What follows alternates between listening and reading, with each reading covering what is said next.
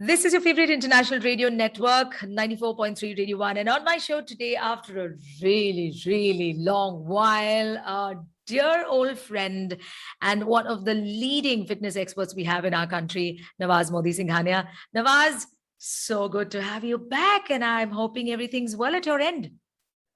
You too, Annie. It's been fabulous. God's been fantastic. And I hope you're well too. Yes. Okay, getting straight to the topic today. There are these misconceptions we have that if I'm fit and if I have very well-grown muscles and a good body and a flat tummy and I just look so toned and perfect, but I am not putting in the right nutrition in my body, I am still fit. I consider myself fit. How true or false is this? Annie, this is a really important topic that you brought up, and it's burning. It is not spoken of, and a lot of harm is done in this, guys. So thank you for bringing it up. I am going to start by saying something extreme, but I think it will get the point across really well. My husband likes to say that you need a good wrapper for a bad present. The point being that you may look fabulous on the outside, but when everything else on the inside is all hollow and all given away, it's a full-on con. It would be better if you looked bad on the outside as well, primarily because then that would instigate you to do something about everything else that is. Okay. Right. You are what you eat, and there's no getting away from it. And unfortunately, or fortunately, the body has millions and millions of functions to perform on a very accurate basis. It is highly dependent, obviously, on the fuel that you put into your body. So may I explain it to you in another way? When people talk to me about this, I ask them that, okay, if you happen to own a Ferrari today, what kind of fuel would you choose to put into it? Would it be, would it be high octane? Would it be, what would it be? Would it be regular fuel? Would it be ghas tel, gasoline? What would it be? And they obviously say, no, it would naturally be the best kind of fuel that, one has to put into a Ferrari to maintain it that way. And I say, yes, absolutely. But you don't think that way when it comes to your own body. A Ferrari is a Ferrari. There are many. Your body is only one, and the only one reason that you are allowed this life on earth, and yet you treat it so disrespectfully.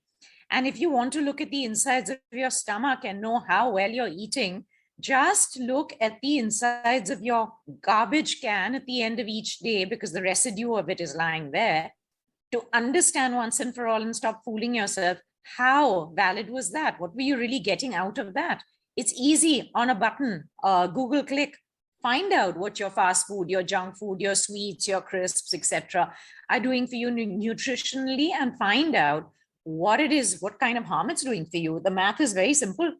We want to fool ourselves. No, it's not that we don't have the information. A lot of influences that have happened in this so-called industrial revolution that we have been a part of for more than 50, 60 years now, or close to, actually, maybe I should look at post-independence, 70 years plus.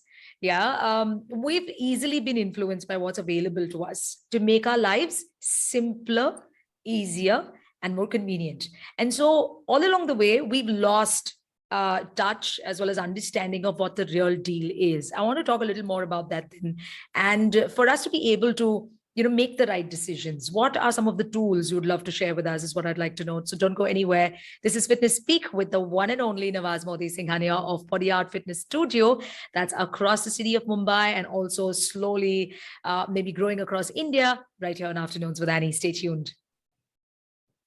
Fitness Speak it is with 𝕬𝖓𝖎 𝕬𝖓𝖓𝖎 of Body Art Fitness Studio. She's been in the world of fitness for more than 27 years now. So 𝕬𝖓𝖎, speaking of this misconception, which you have busted, it is a myth.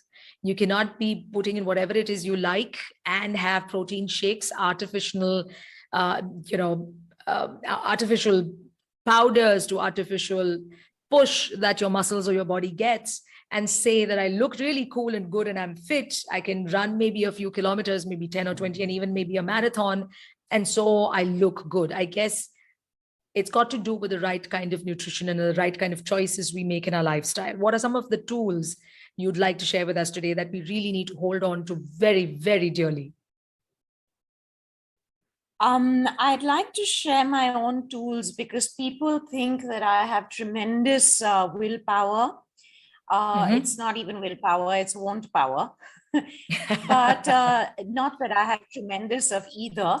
I'd like to share with you how I think so you understand why it is that I would never veer towards something that's incorrect or wrong. Firstly, I always propagate that please stick to your roots. If you have grown up, I have grown up a Parsi. To me, it's intrinsic to want to eat my dhansak and, the things that are particular to me. A South Indian cannot get away from their dosas, and none of us as Indians can get away from our biryanis or our chaats or, whatever. And you should not. It is emotional eating, it's psychological eating, and it's very, very important to our well-being. And one cannot separate the physicality from one's emotionality, your mental state, your psychological state. I cannot, as a professional, do you the damage of trying to sort out your physical state, whereas I damage everything else. It's not good for you. I'm not being true to what I have to do for you. You entrust your health to me. It's my job to make sure that I get it right on all grounds. So I will always say, please eat what you love to eat. That's not the problem. The dosa is not the problem. The biryani, the dhansak is not the problem. It's some of the ingredients inside them that are. Just replace them for healthier ingredients. That's all. Okay. Right. Your bhel puri, your chaat, your dahi batata puri, pani puri, whatever. These are not the problems. It's what it is made of. It is how it is made that needs to be switched about. So let me give you another instance. People say, oh my God, all these yummy desserts, and how can you not touch them? I'll tell you why. It's very easy for me not to touch them. Because the minute I look at a healthy, well, not healthy, a massive chocolate cake with, all its trappings, I immediately see what it's doing to my body. I immediately see that I'm eating it with guilt and shame. So I'm not even enjoying it in the moment. Right. I am downing it. It's going to give me fat and cellulite and slow me down. And the sugars will contribute to cancers and high sugar levels and all sorts of things. So I see the poison immediately.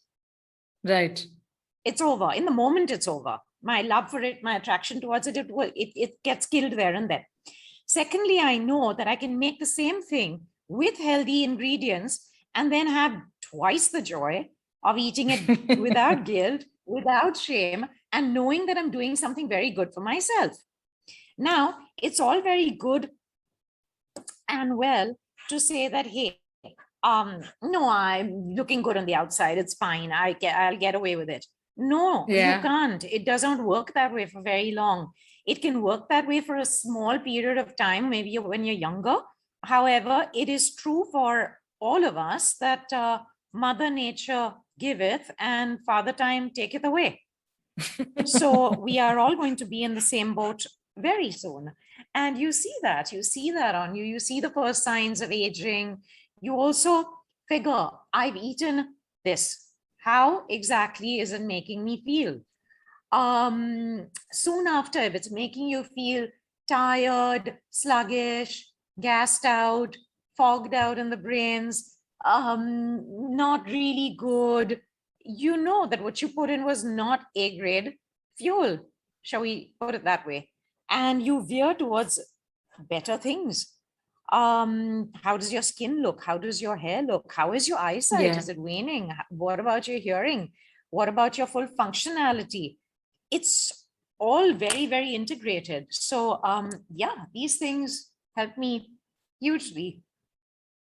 Wow, that's wonderful. A few, again, speaking of fitness, and because you're such a person who's actually introduced India to some of the more, progressive forms of formats and forms of exercise and techniques here in India, I'd like you to suggest a few that one must, again, hold very dearly as we make those changes. I guess it's plain and simple. We need to look into the choices we make. And yes, we've got to make a very important decision in our lives, because at the end of the day, we are going to love ourselves the most. And so we better get down to doing it. I also want a few tools from you as far as fitness techniques are concerned that we must hold very dear to ourselves and must try and practice almost every day. Simple ones. That's what we'll talk about when we return on the other side. Don't go anywhere. Nawaz Moti Singhania on Fitness Speak on Afternoons with Hani. Back to music. Fitness Speak with Nawaz Moti Singhania. And well, she's busted all the myths, if at all we had any. If we knew what we were doing, and if we were doing pretty much what was expected of us, what is good for us, then I think we're home. But now, just 2 or 3 very simple fitness techniques, Nawaz, since you are the be all and end all when it comes to fitness, and there are so many progressive techniques and exercise formats you've actually introduced India to. So, can you tell us a few things we must really hold very close to our heart and practice almost every day?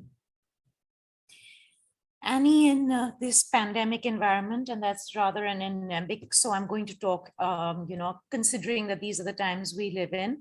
What's really important is your cardiovascular fitness, heart, lung involvement. For obvious reasons, it doesn't need to be spelled out. That was there even in prior times, but it becomes so much more poignant right now. Right. We have our classes online.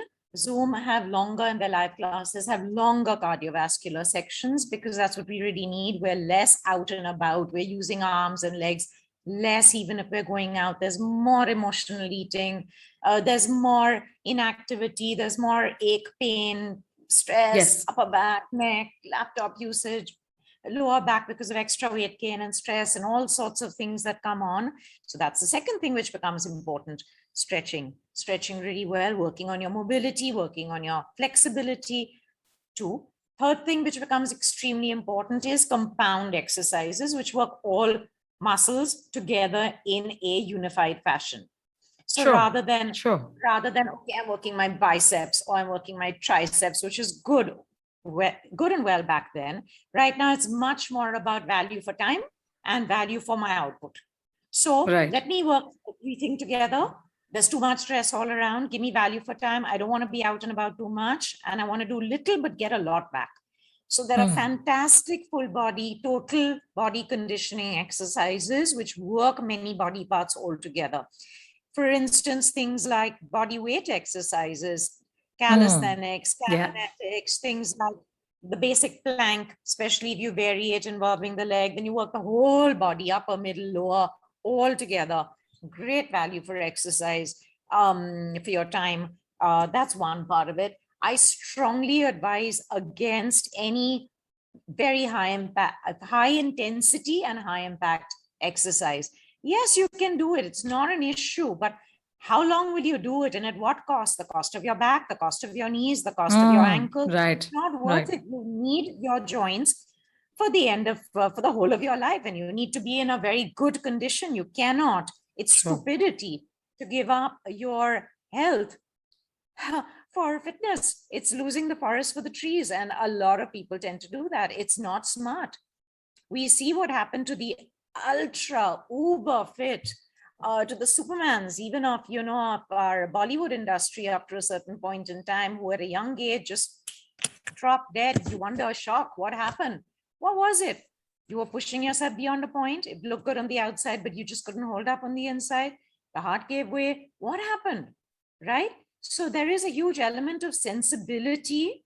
There's no replacing common sense with anything else. And I would always advise people that on any form of exercise, whether it is cardio, whether it is stretching, whether it is tightening, strengthening, toning, etc., that you go 7 to 8 on 10. You do not go 10 on 10. You certainly don't go 11 on 10. All right. I think that makes a whole lot of sense. Sure. Yeah. Absolutely wouldn't want to disagree with you, because I think this is more than convincing and this is pretty much the truth. And this is what we've got to actually live by. But great tools you've shared with us today. Thank you so much. And I am so glad we did this, although there was a long, haul in the middle, but we've kind of started where we left off the last time, and I'd love to continue these conversations with you. Until we meet next time, thank you so much, Nawaz. Thank you so much, Annie. Stay well and safe. 𝕨𝖆𝖎 𝕺𝓓𝖓 𝒠𝓐ania on Fitness Peak on Afternoons with Annie. Back to music.